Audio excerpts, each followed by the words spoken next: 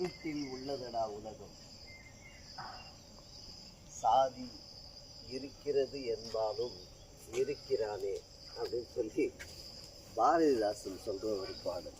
அப்போ சாதி இருப்போன் இல்லாமல் செய்தால் சாதி இல்லாமல் ஆகிவிடும், அதுதான் அதனுடைய தீர்வு. அப்போ இந்த காரியத்தை சித்தர்கள் எப்படி பார்க்குறாங்க அப்படின்னு பார்த்தீங்கன்னாக்கா, அதில் குதம்பை சித்தர் என்கிற சித்தர் எழுதிய பாடல், பார்ப்பார் மேலோர் என்றும் பறையர் கீழோர் என்றும் தீர்ப்பாய் சொல்வதென்ன குதம்பாய் தீர்ப்பாய் சொல்வதென்ன. அதாவது பார்ப்பார்கள் பிராமணர்கள் மேலோர், பறையர்கள் கீழோர் அப்படின்னு ஒரு தீர்ப்பாகவே இதுதான் தீர்வு, இதுதான் சாத்திரம், இதுதான் அப்படின்னு சொல்லிடுறீங்களே, அப்படி சொல்லலாமா?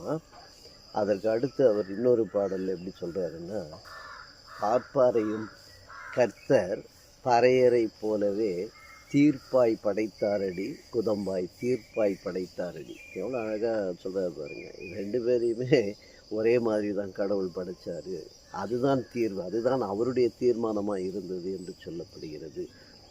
அதனால தான் யூதன் என்றும் இல்லை, கிரேக்கன் என்றும் இல்லை, ஆண் என்றும் இல்லை, பெண் என்றும் இல்லை அப்படின்னு பவுலடிகளார் சொன்னது.